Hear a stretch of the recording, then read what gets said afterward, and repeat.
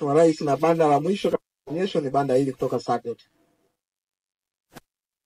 Karibu banda la AGCOT. Kama ulivyoagiza tuende kwenye shoroba nyingine zaidi ya ile AGCOT. Sasa hivi tumeongeza shoroba zingine 3 na badala ya SAGCOT inajulikana kama AGCOT na jana ilizinduliwa. Mheshimiwa Rais, kwenye SAGCOT corridors, kwenye AGCOT tuna corridor zile 3 imeongezeka. Ile ya chini inaitwa Mtwara Corridor, hapo katikati kuna Central Corridor na ile ya manjano pale ni Northern Corridor. Yes, Northern Corridor. Ndio. Kuna Mtwara Corridor, SAGCOT Corridor, Central Corridor na Northern Corridor.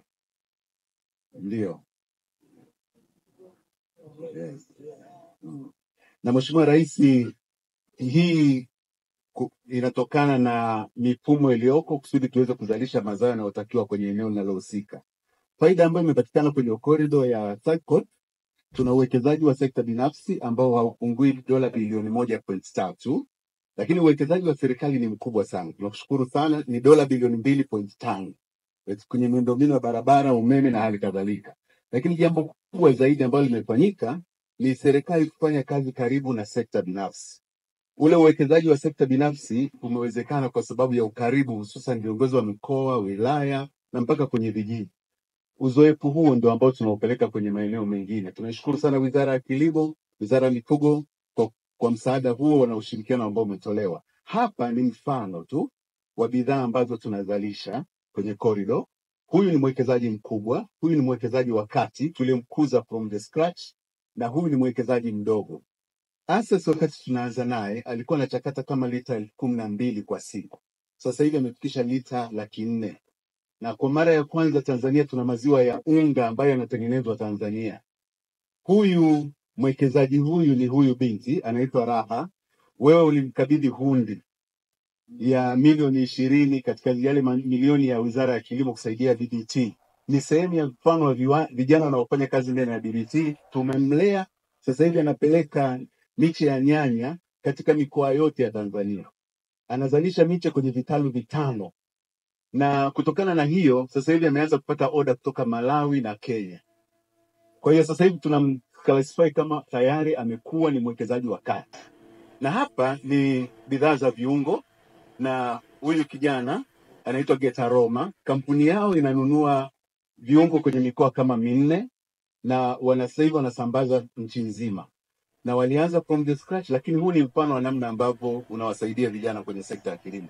Tunamshukuru sana Mheshimiwa Bashe kupitia kazi anayofanya kwenye BBT, lakini vile vile wafanyakazi wote kwenye sekta na wewe mwenyewe Mheshimiwa Rais. Mfano huyu binti Raha, initially SAGOT walimpa hela kidogo na wakamsaidia.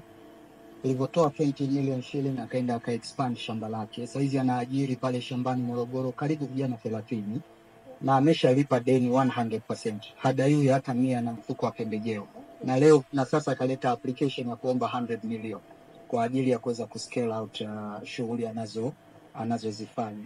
Kwa hiyo tumemwomba Kirenga, baada ya kuwa wamefanya vizuri kwenye SAGOT, ilivyotoa maelekezo ya Agricultural Growth Corridor chini ya ATO, yeye atakuwa coordinator pamoja na TARI, watakuwa chini ya ATO, Agricultural Transformation Office, ili serikali ipate fursa ya kupitisha budget line, kwa sababu kesho na kesho kutwa tukimpelekea SAGOT peke yake, CAG atakuja na mambo. Kwa hiyo hawaangaliaji matokeo, wanaangalia mchakato ulikosewa. Kwa hiyo sasa, ili tusipate hizo kesi, kwa hiyo yeye atakuwa chini ya ATO kama coordinator chini ya wizara. Kwa hiyo budget line ya ATO ndio itakaye facilitate Agricultural Growth Corridor.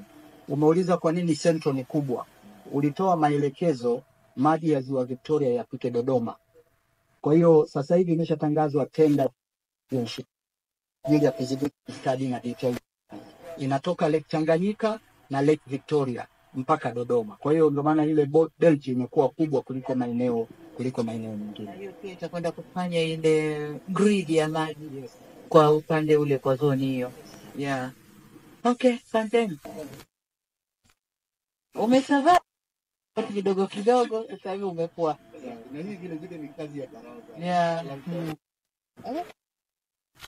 Vizuri vijana. Rais, na huu ndio mwisho wa maonyesho. Karibu kwa pili ya shughuli.